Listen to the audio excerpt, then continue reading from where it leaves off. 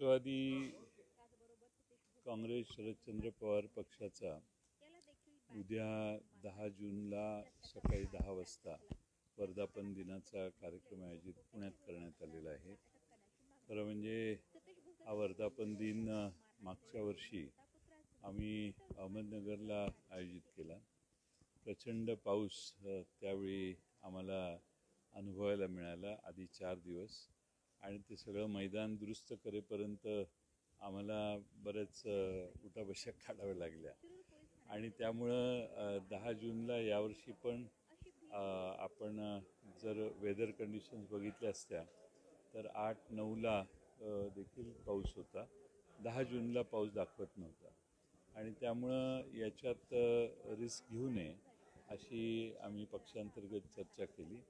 आणि रवींद्र नाट्य मंदिर या संरक्षित याच्यात महाराष्ट्रातनं आमच्या सर्व पदाधिकाऱ्यांना आम्ही निमंत्रित केले आणि त्यांच्या उपस्थितीत हा कार्यक्रम आम्ही साजरा करणार आहे. बालगंधर्व गेल्या महिन्याभरापासून जी चर्चा सुरू आहे की दोन्ही राष्ट्रवादी एकत्र येणार का, विशेषतः अजित पवार गटातले नेते जे आहेत उत्स्फूर्तपणे प्रतिक्रिया देतात, दोन पवार एकत्र आले तर आम्हाला त्याच्यासारखा आनंद होणार नाही. खरंच याची काही चर्चा सुरू आहे का, किंवा सातत्याने वारंवार जी चर्चा केली जाते त्याच्यामध्ये किती? याच्यात कोणतीही चर्चा चालू नाही आहे. मला वारंवार प्रसारमाध्यमातून हा प्रश्न का विचारला जातोय हेच कळलं नाही. प्रसारमाध्यमांना मात्र तीव्र इच्छा दिसते की दोन्ही पक्ष एकत्रित यावेत. त्यामुळं तुम्ही दोन्ही सर्व प्रसारमाध्यमं हे दोन्ही पक्षांनी एकत्रित यावं याच्यासाठी कंड्युसिव्ह वातावरण तयार करण्याचा प्रयत्न करतात असं माझा अंदाज आहे. म्हणजे त्याचं काही तुम्हाला आनंद आहे की त्याच्याबद्दल काही तुमची प्रतिक्रिया वेगळी? तुम्ही गेले काही काळ फार पॅसिव्ह आहात, अशी सुद्धा चर्चा पक्षामध्ये मी फार बोलत नाही. TV9चं काल मी बघितलं की मी कशात गेलोय, अज्ञातवासात गेलोय. असं आहे की अज्ञातवासात जाण्याचा प्रश्न नाही. आम्ही महाराष्ट्रात आमचं पक्ष उभारणीचं बांधणीचं काम करतोय. आम्हाला मागच्या विधानसभेनंतर जे अनुभव आले त्यातून पक्ष सुधारण्याचा, बळकट करण्याचा आम्ही प्रयत्न करतोय. आणि मला खात्री आहे की लग्न कार्य आणि बाकीचे पाऊस पाणी हे कमी झाल्यावर आम्ही जास्त मोठ्या प्रमाणात महाराष्ट्रात फिरू. तुमच्यासारखंच ठाकरे फॅमिलीचे सुद्धा एकत्र येण्याच्या चर्चा ज्या आहेत मुंबईत महायुती मनसे, त्यांनाही प्रसारमाध्यमांनी आतापर्यंत एकत्रित केलेलं दिसतंय, आणि ते दोघं एकत्रित येत आहेत की नाही याची मला काही कल्पना नाही. त्यांचे मानवी भाऊ जे आहेत चंद्रकांत वैद्य, ते प्रयत्न करतात की दोन्ही भाऊ एकत्र आले पाहिजे. विशिष्ट पवार साहेबांनी प्रतिक्रिया दिली की राज ठाकरेंच्या सभांना गर्दी होते मात्र मतांमध्ये रूपांतर होत नाही. उद्धव ठाकरे मात्र मतांमध्ये रूपांतरित करू शकतात. त्यांचं म्हणणं असं आहे की दोन शक्ती एकत्र आले तर महाविकास आघाडीचं काय, अशी सुद्धा त्यांच्यावरती टीका केली. नाही, महाविकास आघाडीचं एकत्रित एक सगळे जे येतील त्यांना बरोबर घेऊन जाऊन महाविकास आघाडी पुढे जाणारी आघाडी आहे.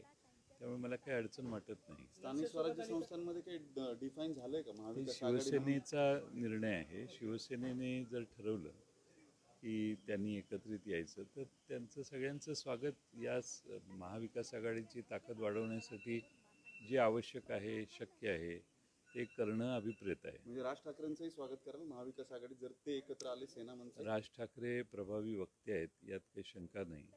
आणि त्यामुळं आघाडीची ताकद वाढत असेल तर का नाही, पण मला माहीत नाही की त्यांच्या चर्चा चालू आहेत किंवा नाहीत, त्यांची इच्छा काय आहे याविषयी मला काही अंदाज नाही. स्थानिक स्वराज्य संस्थांच्या बाबतीत काही निर्णय झालाय का? महाविकास आघाडी म्हणूनच तुम्ही लढणार आहात की? महाविकास आघाडी म्हणूनच आम्ही लढणार आहोत. सर्व तिन्ही पक्ष एकत्रित येऊन महाविकास आघाडी म्हणून आमचा हे लढेल. राहुल गांधींनी जे प्रश्न उपस्थित केलेले आहेत त्याला निवडणूक आयोगाने उत्तर देणं अभिप्रेत आहे, पण भारतीय जनता पक्षच त्यांना उत्तर द्यायला लागले. भारतीय जनता पक्षावर त्यातला कोणता आरोप नाही आहे. तो निवडणूक आयोगाच्या कामकाजाच्या पद्धतीबद्दल त्यांनी काही आक्षेप घेतलेले आहेत, आणि निवडणूक आयोगाचे प्रवक्ते भारतीय जनता पक्षाचे नेते व्हायला लागलेत. हे योगायोग आहे का ते ओन करतायत? हा दोन्हीतला प्रश्न जनतेच्या मनात निर्माण होईलच. मुख्यमंत्र्यांनी उत्तर दिले लेखानेच राहुल गांधीच्या लेखाला. मी तेच म्हणतोय ना, त्याचा अर्थ तोच आहे.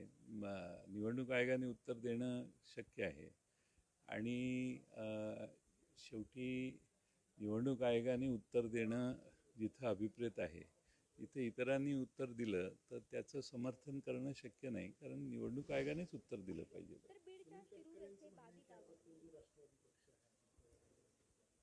सामूहिक नेतृत्वामध्ये निर्णय घेतले जातात. इकडे असताना ही परिस्थिती होती. म्हणजे पवारसाहेब जरी तुम्ही एकत्र येऊन निर्णय घेत असला तरी पवारसाहेब आणखी काय तिकडे सामूहिक निर्णय घेतले जातात. हा फरक कमी तिकडे अजित पवार निर्णय घेतात अशी माझी प्राथमिक माहिती आहे, पण ते म्हणत असतील तर माझा त्या पक्षाचा अभ्यास कमी आहे, त्यामुळं मी त्याच्यावर काही भाष्य करू इच्छित नाही. थँक्यू.